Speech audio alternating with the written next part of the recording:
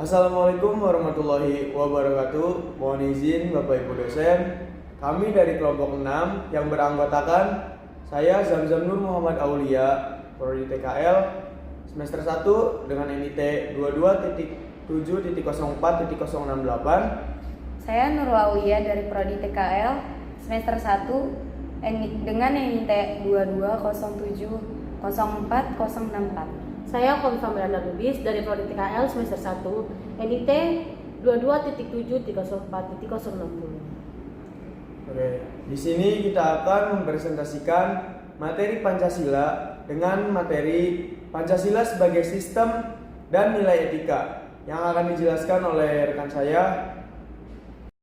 Yang pertama yaitu sistem etika pada Pancasila, nilai-nilai yang terkandung pada Pancasila, histori sosial dan politis Pancasila sebagai sistem etika, dinamika dan tantangan Pancasila sebagai sistem etika, dan urgensi Pancasila sebagai sistem etika. Untuk materi selanjutnya akan disampaikan oleh Khofifah Miranda Lubis. Dipersilakan. Assalamualaikum warahmatullahi wabarakatuh. Mohon izin Bapak dosen, izin memperkenalkan diri. Nama Khofifah Miranda Lubis, Prodi TKL NIT 22.7.04.060. Di sini saya akan membacakan tentang sistem etika pada Pancasila. Etika sendiri dilihat dari etimologi bahasanya, yaitu berasal dari kata etes, bahasa Yunani yang berarti watak. Adapun kesusilaan etika adalah ilmu yang membahas tentang bagaimana dari pengaturan kita mengikuti suatu ajaran tertentu, bisa jadi terhadap norma-norma atau bagaimana kita bersikap dan berlangsung jawab dengan berbagai ajaran moral. Kedua kelompok etika itu adalah sebagai berikut. 1. Etika umum mempertanyakan prinsip-prinsip yang berlaku bagi setiap tindakan manusia. 2. Etika khusus membahas prinsip-prinsip tersebut di atas dalam hubungannya dengan berbagai aspek kehidupan manusia, baik sebagai individual atau etika individual maupun makhluk sosial atau etika sosial. 1. Nilai dasar. Nilai bersifat abstrak dan tidak dapat diamati oleh panca indera manusia, namun dalam kenyataannya nilai berhubungan dengan tingkah laku manusia. 2. Nilai instrumen. Nilai yang menjadi pedoman pelaksanaan dari nilai dasar. Nilai dasar belum dapat bermakna sepenuhnya apabila belum memiliki formulasi serta parameter atau hukum yang jelas. 3. Nilai praktis merupakan penjabaran lebih lanjut dari nilai instrumentasi dalam kehidupan yang lebih nyata. Dengan demikian, nilai praktis merupakan pelaksanaan secara nyata dari nilai dasar dan nilai-nilai instrumen. Selanjutnya akan dibacakan oleh rekan saya. Assalamualaikum warahmatullahi wabarakatuh. Saya Nurul Aulia dari Prodi TKL semester 1 dengan NIT 22.704.064. Izin melanjutkan pembahasan yang tadi dari rekan saya yang bernama Miranda Lubis.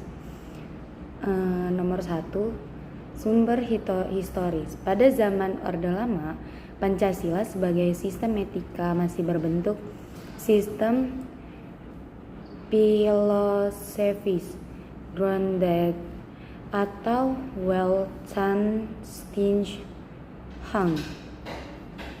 Artinya, nilai-nilai Pancasila belum ditegaskan ke dalam sistem etika. Tetapi nilai-nilai norma telah terdapat pandangan hidup masyarakat. Pada zaman Orde Baru, Pancasila sebagai sistem etika disosialisasikan melalui perantaran P-4 dan diinstitusionalkan dalam wadah BP-7. Ada banyak butir 187. Ada banyak butir Pancasila yang dijabarkan dari sila kelima Pancasila sebagai hasil temuan dari peneliti BP-7. Yang kedua, sumber sisiologis. Sumber sisiologis Pancasila sebagai sila etika dapat ditemukan dalam kehidupan masyarakat berbagai etik di Indonesia. Misalnya, orang Minang Bakau dalam bermusyawarah memakai prinsip bulat air oleh pembuluh, bulat kata oleh mufakat. Masih banyak lagi mutiara kearifan lokal yang bertebaran di Indonesia hingga memerlukan penelitian yang mendalam.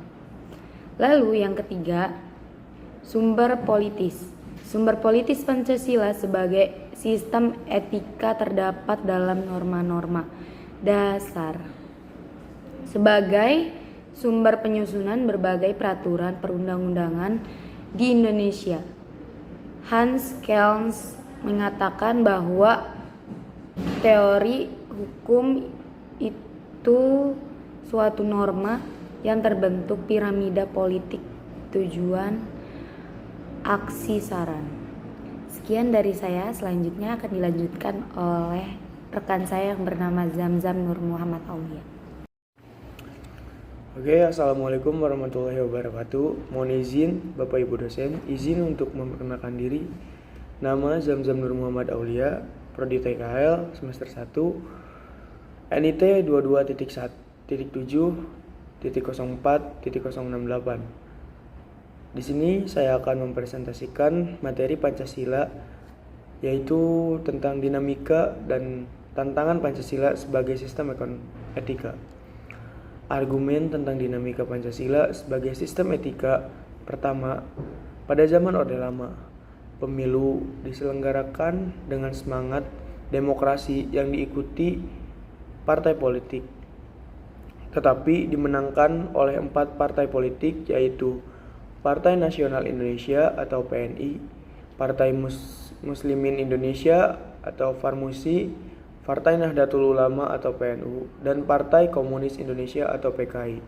Yang kedua, pada zaman Orde Baru, sistem etika Pancasila diletakkan pada bentuk penataran P4. Pada zaman Orde Baru itu pula muncul konsep manusia Indonesia seutuhnya sebagai cerminan manusia yang berperilaku dan berakhlak mulia sesuai dengan nilai-nilai Pancasila. Manusia Indonesia seutuhnya dalam pandangan Orde Baru, artinya manusia sebagai makhluk ciptaan Tuhan yang Maha Esa yang secara kodratinya bersifat monodualistik, yaitu makhluk rohani sekaligus makhluk jasmani dan makhluk individu sekaligus makhluk sosial.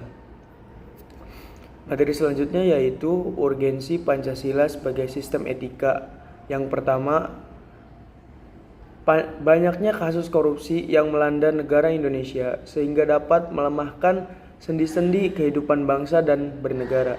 Yang kedua, masih terjadinya aksi terorisme yang mengatasnamakan agama sehingga dapat merusak toleransi dalam kehidupan antar umat beragama dan meluluhlantahkan semangat persatuan atau mengancam disintegrasi bangsa. Yang ketiga, kesenjangan antara kelompok masyarakat kaya dan masyarakat miskin masih menandai kehidupan masyarakat Indonesia. Yang kelima, ketidakadilan hukum yang masih menawari proses peradilan di Indonesia dan banyak orang kaya yang tidak bersedia membayar pajak dengan benar. Cukup sekian pemaparan materi dari saya. Wassalamualaikum warahmatullahi wabarakatuh. Sekian pemaparan materi dari kelompok kami.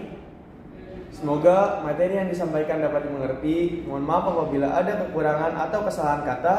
Akhir salam. Wassalamualaikum warahmatullahi wabarakatuh. Terima kasih.